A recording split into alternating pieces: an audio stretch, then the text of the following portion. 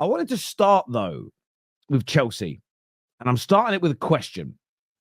Is Chelsea's project in ruins? Are we watching the crumbling of an empire in front of our very eyes? And I say that because the results haven't been good. The fan base is divided.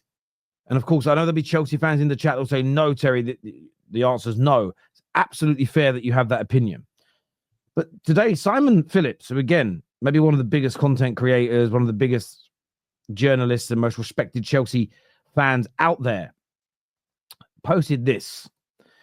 And he posted these graphics that show that only Southampton's forwards have underperformed more than Chelsea's attackers this season.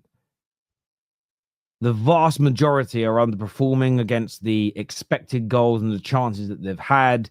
It is the second worst attack at this stage of the season compared to anybody else in that league.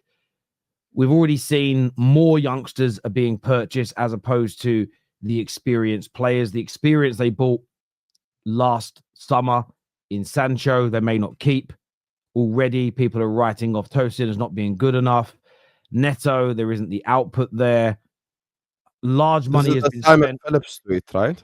Yes, the Simon Phillips tweet talking about this. And I wanted to get you guys' take on that because it feels like Chelsea, since Christmas, are going backwards.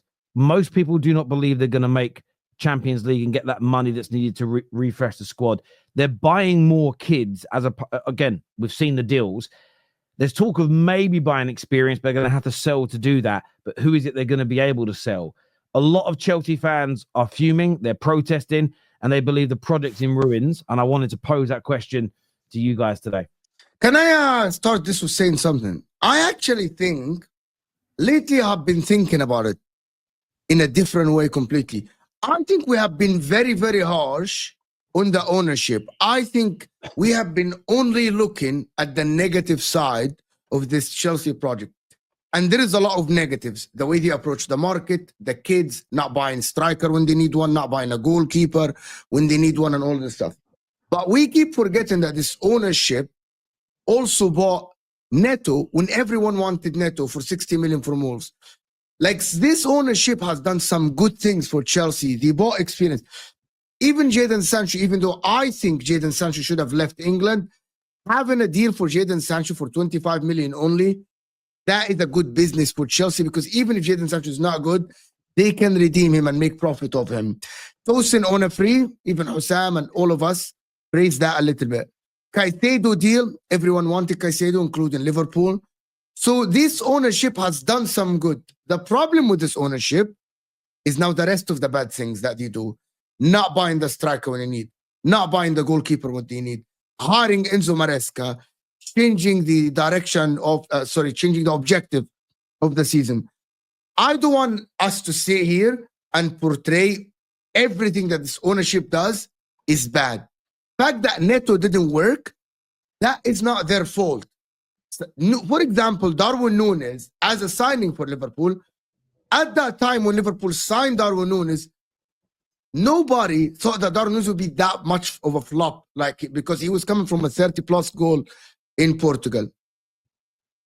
I said in the beginning that he doesn't have some fundamental thing about football. Before we buy him, but carry on.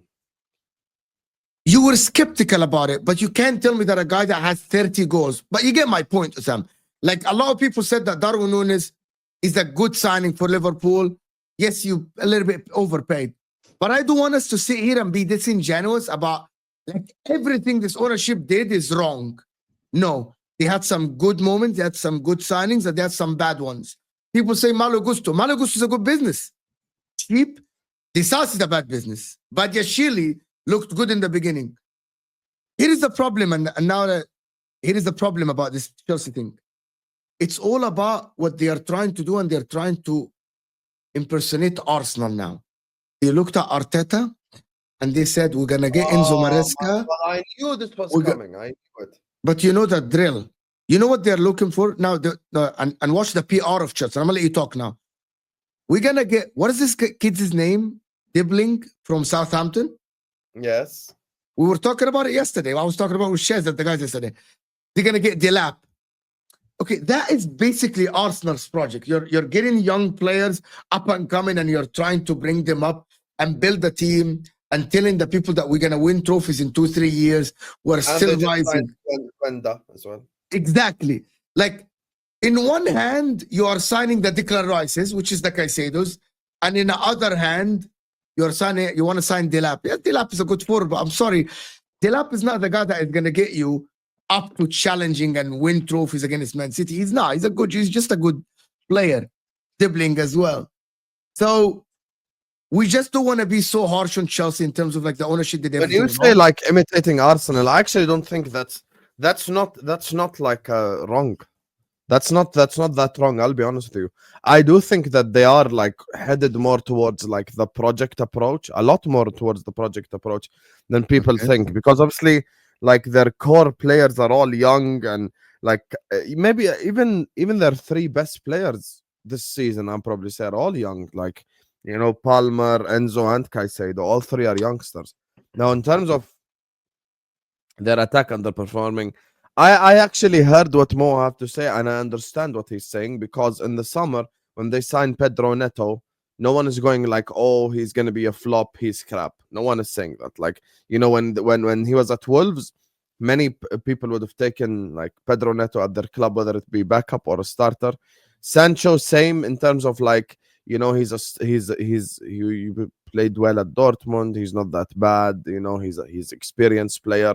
He got to a Champions League final, so at least he has some form of experience.